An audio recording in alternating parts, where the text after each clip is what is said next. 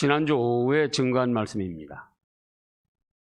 그러나 현실적으로 필요한 말씀이기 때문에 다시금 간략하게 증거를 하겠습니다. 자, 예수님께서 수만 명이 모인 가운데 서로 밀치고 밟힐 만큼 되었습니다. 그때 예수님께서는 먼저 제자들에게 말씀을 하셨습니다. 뭐라고 말씀하셨습니까? 첫째 대지로 바리새인의 누룩을 경계하라, 이렇게 말씀하셨습니다. 자, 바리새인들은 뭐라 했습니까? 종교적으로는 이스라엘 나라의 최고 지도계급에 있는 사람들입니다. 그런데 그들의 누룩은 좋게 말해서 음식을 발효시켜서 맛있게도 해주지만 나쁘게 말하면은 모든 것을 썩게 만들고 부패시켜서 더럽게 하는 그런 기능이 있는데, 여기에서는 그 썩고 더럽게 만들고 부패시키는, 타락시키는 더러운 기능으로 말씀을 하셨습니다. 그러면 그 누룩이 뭐냐? 사람을 썩게 만들고 부패하고 더럽게 만드는 그거. 오늘 말씀에서는 그것을 뭐라고 그랬습니까? 외식이라고 했습니다. 뭐예요? 외식. 속에는 온갖 것이 더럽고 추한 것이 가득 차 있으면서 겉으로는 그럴듯한 직분, 그럴듯한 어떤 품위, 그럴듯한 것들을 내세워가지고 고상하고 아주 사랑이 많고 선한 사람인 척 그렇게 한다, 그 말씀이죠. 마태복음 23장을 보겠습니다. 마태복음 23장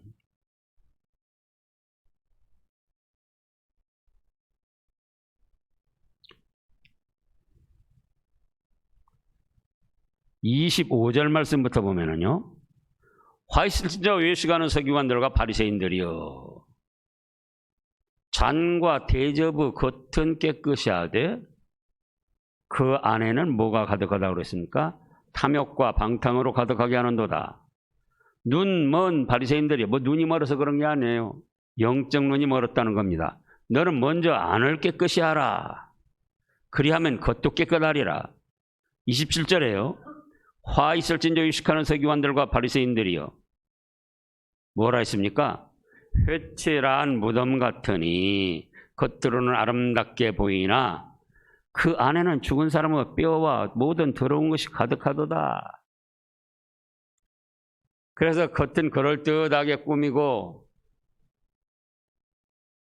아주 고상하고 품위 있는 척 하는데 마음속에는 온갖 탐욕, 원망, 불평, 비난, 모함, 여러 가지 더러운 것으로 차 있다는 거예요. 그러면서도 겉은 어때요? 아주 믿음 좋고 고상하고 품위 있는 것처럼 그렇게 꾸민다, 그겁니다. 그 다음에 또 누룩은 뭐냐? 죄악이라 했습니다. 죄악. 특별히 음행죄. 고린도전서 5장 6절에서 이방인 중에도 없는 해괴망측한 죄를 저지르고도 그거를 회개할 줄 모르고 또 교회에서도 그거를 그대로 방임해가지고 더러운 것이 점점 퍼져나가게 된다, 그 말씀입니다. 그 다음에 또 누룩은 뭐냐? 다른 복음, 다른 교훈. 성경 말씀을 전하는데도 삐뚤어지고 왜곡되게 가르치는 것. 예수님을 믿어야 된다 하면서도 예수님 믿는 것만 가지고는 다 그 구원받을 수 없다. 그러니까 뭘 해야 된다고 그랬습니까? 할례를 받고 율법을 지키고. 그래서 갈라디아서 1장에 보면은 그걸 다른 복음이라고 했고, 사도 바울뿐만 아니라 하늘에서 내려온 천사라도 그렇게 다른 복음을 전하면은 저주를 받을 것이라고 말씀했습니다. 6절부터 갈라디아서 1장 6절입니다. 그리스도의 은혜로 너희를 부르신 이를 이같이 속히 떠나 다른 복음을 따르는 것을 내가 이상히 여기노라. 얼핏 보면 복음이에요. 근데 조금 다르다 그거예요. 다른 복음은 없나니 다만 어떤 사람들이 너희를 교란하여 그리스도의 복음을 변하게 하려 함이라. 그러면 순수 복음은 무엇인가? 예수님의 대속의 은혜로만 죄사함을 받는 거예요. 구원을 받는 겁니다. 근데 거기다가 세례를 받아야 된다. 이때 당시 할례를 받아야 된다. 또 오늘날도 침례를 받아야 된다. 영세를 받아야 된다. 또 토요안식일을 지켜야 된다. 뭔가 조건이 붙으면은 예수님 믿어야 된다고 하면서도 신천지 같으면 뭐라고 그럽니까? 비밀, 비유의 뜻을 알아야 된다. 그러면 그거는 다른 복음이고, 지금 갈라디아서 1장 8절에 보면 뭐라 했습니까? 그러나 우리나 혹은 하늘로부터 온 천사라도 우리가 너희에게 전한 복음 외에 다른 복음을 전하면 저주를 받을지어다. 또 9절에서도 말씀했어요. 우리가 전에 말하였거니와 내가 지금 다시 말하노니 만일 누구든지 너희가 받은 것 외에 다른 복음을 전하면 저주를 받을지어다. 이제 갈라디아 유대주의자들은 예수님 믿는 것만 가지고는 구원받는 것이 어렵다 그거예요. 예수님 믿기는 믿어야 되는데 그것만 가지고는 구원받는 것이 어렵다. 사람이 선행을 하는 것이 있어야 된다. 사람이 지키는 것이 있어야 된다. 율법도 지키고 토요안식일도 지키고. 그런데 사도 바울은 뭐라고 전합니까? 예수님께서 주신 계시의 말씀은 예수님만 믿음으로 죄사함 받고 죽었던 영혼 살아나고 하나님의 자녀가 되고 구원을 받는다는 겁니다. 근데 이제 유대주의자들은 예수님을 믿으면서도 그걸 싫어합니다. 그래서 10절에 갈라디아서 1장 10절에 이제 내가 사람들에게 좋게 하랴 하나님께 좋게 하랴 사람들에게 기쁨을 구하랴 내가 지금까지 사람들의 기쁨을 구하였다면 그리스도의 종이 아니니라 이렇게 증언을 했습니다. 그래서 오늘날도 여전히 누룩이 있습니다. 교회마다.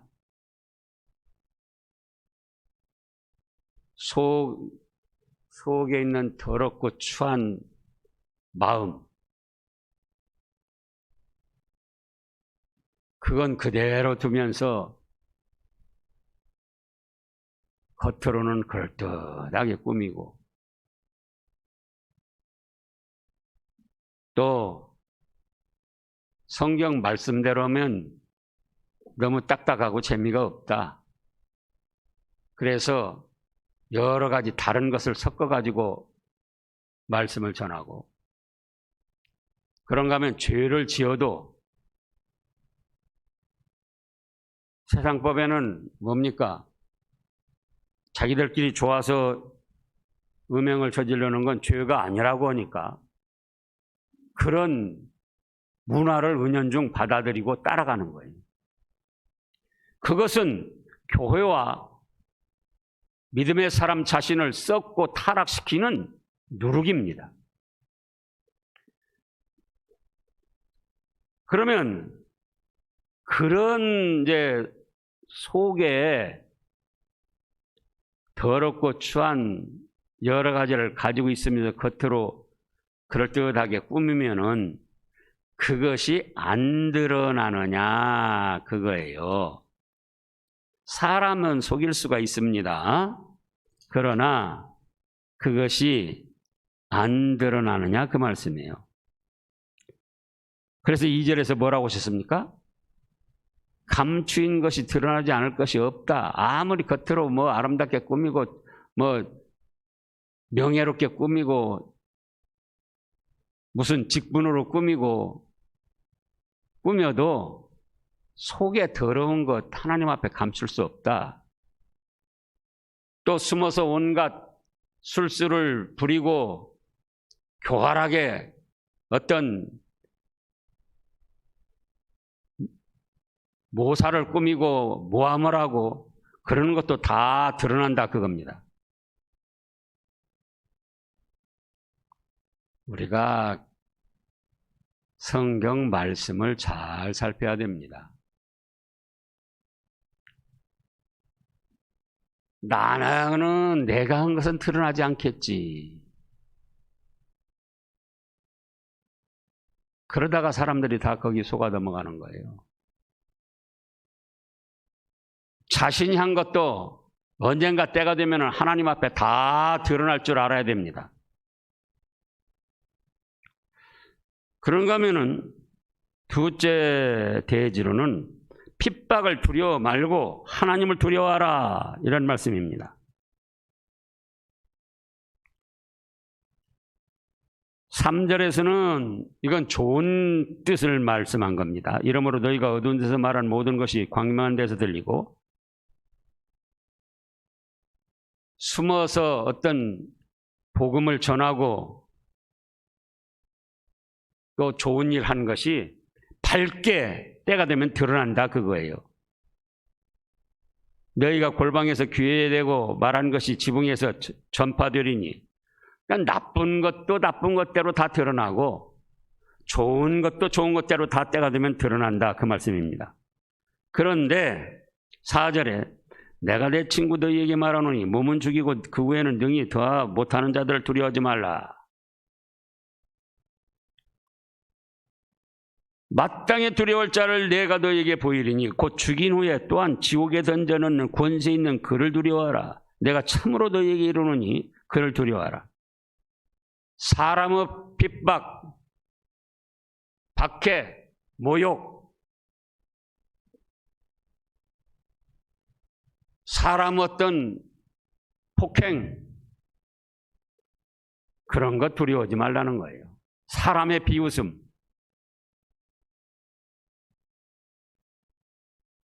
우리 자신들을 살펴보자고요. 사람들이 어떻게 생각할까? 그래서 믿음을 못 지킨 일은 없는가?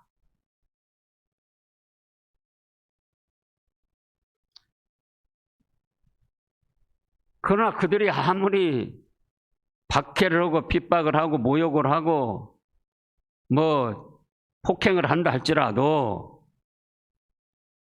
뭐만 죽인다고요? 몸만 죽인다. 믿음을 지키다가 모욕을 당하고 폭행을 당하고 죽는다 그러면 그거는 최고의 상급을 받을 순교가 됩니다. 그거 두려워하지 말라는 거예요.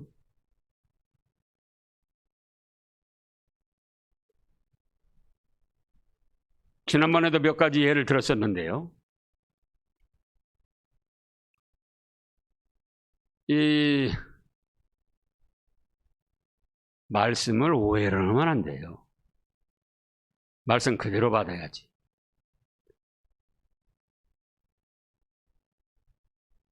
제가 지난주에도 고발한다고 위협하는 사람이 있다고 그랬죠. 코로나19 때문에 행정적으로 서구청에 고발을 당하고 또 시청까지 고발을 당했습니다. 그래서 제가 시청 담당 공무원하고 이 얘기를 했어요. 도대체 우리 교회에서 코로나19 확진자가 나온 거냐? 그렇지 않으면 다녀간 거냐? 그때 자기도 다녀갔다는 거예요. 그러면은 코로나 확진자가 나온 것도 아니고 다녀갔다는 사실 때문에 예배를 못 드리게 금지하고 폐쇄를 시키면 되느냐? 나는 그 행정명령 따를 수 없다. 그랬어요. 그랬더니 여러 말로 저한테 설득을 하더라고요. 그래서 그래도 나는 따를 수 없다. 그래서 고발한다는 거예요. 그러면 이제 사법 경찰한테 형사 고발한다는 거예요. 방역법 어긴 걸로. 제가 그전에도 말했습니다만은 일반 영업점 같은 데도 확진자가 다녀갔을 때는 청소하고 문자들 받았었잖아요. 어디 아무개 가게 거기 다 청소했으니까는 소독했으니까 이용해도 된다고. 이렇게까지 하면서 왜 교회는 예배를 금지시키고 폐쇄까지 시키려고 하냐 그 말이에요. 그랬더니 그러면은 이제 형사고발을 하겠다는 거. 고발해라. 그리고는 전화를 끊었어요. 그런데 조금 있으니까 광주 기독교 협의회 총무 목사님이 전화를 했어요. 그러니까 시청 담당 그 주무관 공무원이 이제 제가 말하자면 강하게 나가니까 광주 기독교 협의회로 이제 연락을 했던 모양이에요. 자기 딴에는 고발하기 전에 한번 더 기회를 준다 그런 뜻에서. 그래가지고 그 총무 목사님이 사정을 하는 거예요. 목사님 뜻은 좋지만 만약에 고발을 당하면은 방송에 나올 거고 방송에 나오면은 전체 기독교에 좋지 않은 영향을 미치니까 며칠만 좀 참아주세요. 며칠만 참아주세요. 그런 점도 있었고 또 이 고발을 하면 목사만 고발을 하는 것이 아니라 그 예배에 참여한 성도들 하나하나까지도 다 고발을 하기 때문에 그래서 그때 제가 어쩔 수 없이 거뒀던 거예요. 지금 여기 말씀에 그랬잖아요. 자,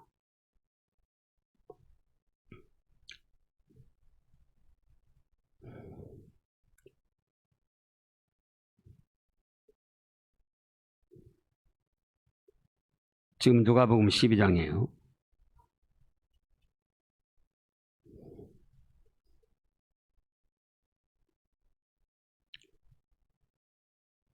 (11절) 말씀에 사람이 11절요. 사람이 너희를 회당이나 위정자나 권세 있는 자 앞에 끌고 가거든 어떻게 무엇을 대답하며 무엇으로 말할까 염려하지 말라. 성경 말씀에 나와 있어요. 회당은 뭐냐? 종교적 고발이에요. 위정자, 권세 있는 자한테는 뭐냐? 민사고발이나 오늘날로 말하면 형사고발을 말한 거예요. 그렇게 고발하는 일이 일어난다 그겁니다. 그럼 그런 것 때문에 믿음을 못 지킬 것인가? 예배드리는 것을 그만둘 것인가? 믿음이 다 같은 것이 아니기 때문에 성도들 개개인의 믿음에 맡기지만 목사로서는 그런데 구라라고 하면 안 된다 그 말씀이에요. 목사 개인이라도 박해를 각오하고 욕을도 각오하고 폭행도 각오하고 감옥에 갇힐 것도 각오하고 하나님을 섬기며 예수님의 말씀대로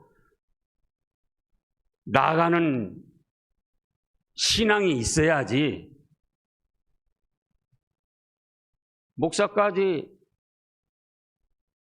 벌벌 떨고 기고 동네 사람들이 뭐라고 할까 체면 생각하면서 예배드리는 걸 포기하고 하나님 섬기는 걸 포기해서 되겠느냐 말씀이에요.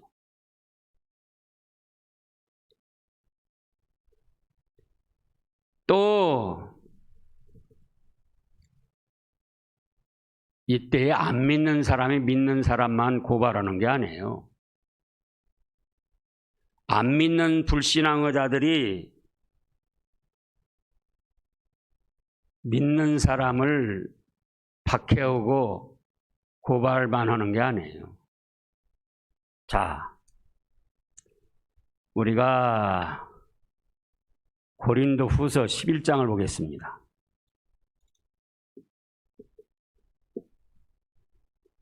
고린도후서 11장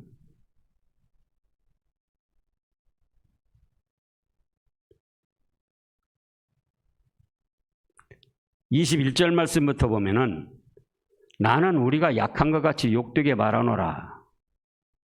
그러나 누가 무슨 일에 담대하면 어리석은 말이 남아 나도 담대하리라. 22절에요. 그들이 히브리인이냐? 나도 그러하며. 그들이 이스라엘인이냐? 나도 그러하며. 그들이 아브라함의 후손이냐? 나도 그러하다. 마귀 앞잡이 노릇하는 불신앙자들만이 박해를 하는 것이 아니고 같은 히브리인, 같은 이스라엘 사람, 같은 아브라함의 후손들, 같이 하나님을 섬기는 사람들 중에도 사도 바울에 대해서 박해를 하고 그 다음에 보면은 뭐라 했습니까? 그들이 그리스도 일꾼이냐? 정신없는 말하고 그냥 나도 더욱 그러다. 같은 그리스도 일꾼인데도 사도 바울을 박해하고 모함을 했습니다. 넌 사도가 아니다. 그러니까 뭐라고 합니까? 다시 23절부터 보면 그들이 그리스도 일꾼이냐? 정신없는 말을 하거니와 나는 더욱 그러하다. 내가 수고를 넘치도록 하고 옥에 갇히기도 더 많이 하고 매도 수없이 맞고 여러 번 죽을 뻔하였으니 유대인들에게 40에 하나 감한 매를 5번 맞았으며 40에 하나 감한 매를 불신앙, 불교나 마호메트교나 다른 잡신 섬기는 사람들한테 맞은 게 아니고 누구한테 맞았다고 그랬습니까? 유대인들에게, 같이 하나님을 섬기는 유대인들에게요. 그럼 유대인들에게 40에 하나 감한 매를 5번이나 맞을 때 같은 죄목으로만 때리지 않았을 거예요. 예를 들어서 너는 성령님의 은혜가 없다. 그렇게 몰아붙이며 때렸을 수도 있고 너는 왜 율법을 물어뜯느냐. 한 번은 또 그렇게 해서 죄를 걸어서 때릴 수도 있고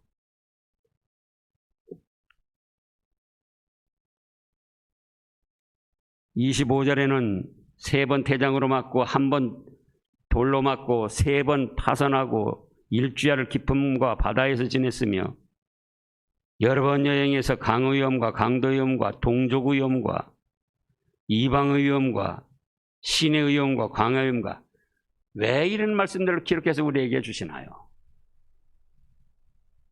우리를 두렵게 하려고?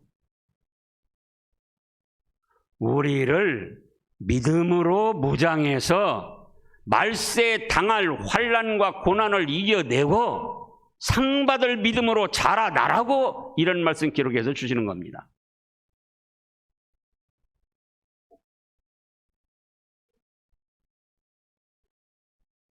자, 우리가 마태복음에서도 봤는데요.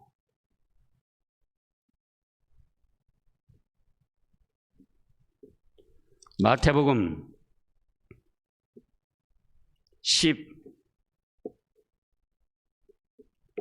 12장입니다.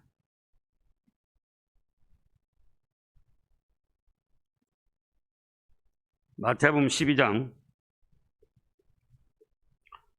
9절부터 보면은요. 전전수요일에 증거한 말씀이잖아요. 거기에서 떠나 그대로 회당에 들어가시니 한쪽 손 많은 사람이 있는지라 사람들이 예수를 고발하려 하여 물어 이르되 예수님은 영육간의 생명을 살리시려고 오셨고 또 그 얼마나 존귀한 일을 행하시고자 하는데 예수님의 성령님의 은혜가 없어서 고발하려고 합니까?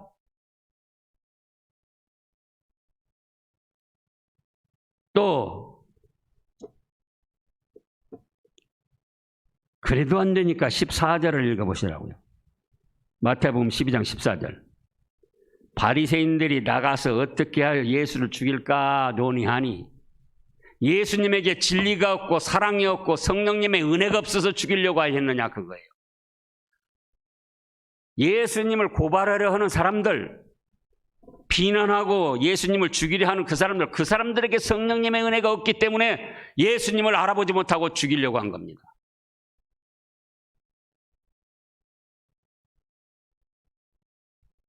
어떤 사람들은 다른 사람을 평할 때 자기는 성령님의 은혜가 있는 것처럼 말하면서 다른 사람은 성령님의 은혜가 없다고 말합니다.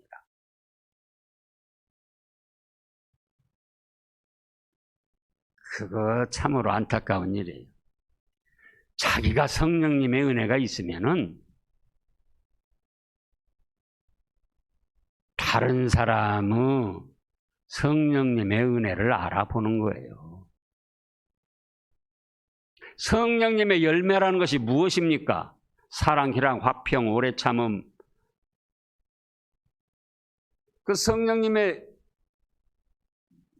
인도나 성령님의 충만함을 받는 사람들이 다른 사람 평가하거나 비난하거나 다른 사람 보고 성령님의 은혜가 없다거나 그렇게 말할 수 없는 거예요. 자기 자신이 성령님의 은혜에 충만하는데 어떻게 그런 생각을 할 수 있습니까? 결국은 다른 사람 보고 성령님의 은혜가 없다거나 자기 자신에게 성령님의 은혜가 없기 때문에 그런 거예요. 지금 예수님을 고발하고 예수님을 잡아 죽이려 한 사람들이 예수님께 성령님의 은혜가 없어서 그랬느냐 그거죠. 예수님께 진리가 없어서 그랬냐 그 말씀입니다. 예수님이 사랑이 없어서 그랬느냐 그 말씀이에요. 자기 목숨을 내놓고 완전히 희생하시는 사랑을 가지셨는데 그럼 뭐 때문에 이 사람들이 예수님을 고발하고 또 죽이려고 하는가? 자기들에게 성령님의 은혜가 없고 마귀의 인도를 받기 때문에 예수님을 고발하고 죽이려고 했던 거예요. 본문으로 돌아가서 마찬가지입니다.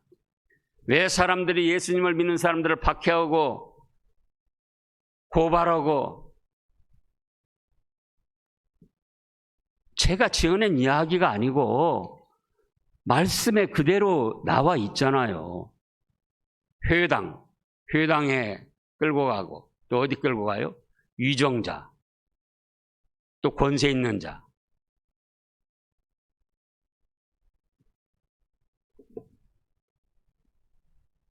이런 두려움, 박해, 모욕 각오하고 나가도 우리가 자칫하면은 믿음에서 무너집니다. 근데 아예 처음부터 적당히 믿어. 그래, 적당히 믿어도 되죠. 그런 분은 적당히 믿으세요. 믿음이 다 다르고 모든 사람의 믿음이 아니니까.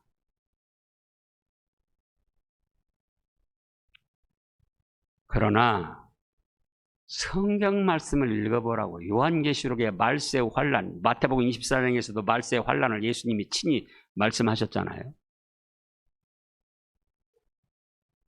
그래서 우리가 좋은 환경에서 좋게 해서 믿을 생각만 하지 말고 어려운 환경에서도 그 어려운 환경을 극복하고 이겨내면서 믿음을 지키는 그렇게 자라나야 된다 그 말씀이에요.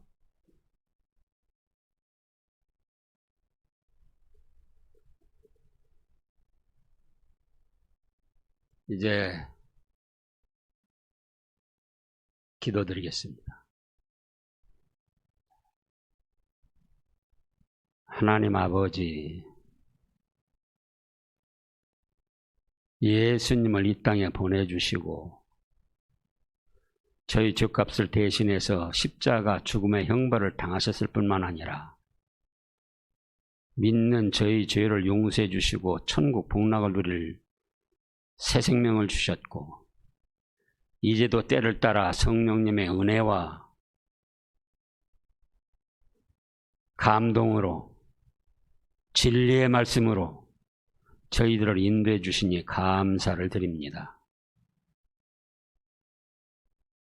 말세에는 말할 수 없는 전무후무한 환란이 일어난다고 했습니다.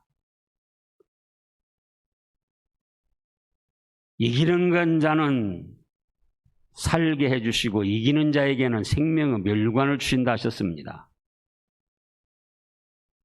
저희가 각자 믿음이 다릅니다. 환경과 처지도 다릅니다. 그러나 저희도 좀 작은 환난 같은 것, 또 어떤 모욕, 두려움, 박해, 고발, 폭행, 이런 것도 좀 이겨내면서 믿음을 지키고 상 받을 수 있도록 자라나게 하여 주시옵소서.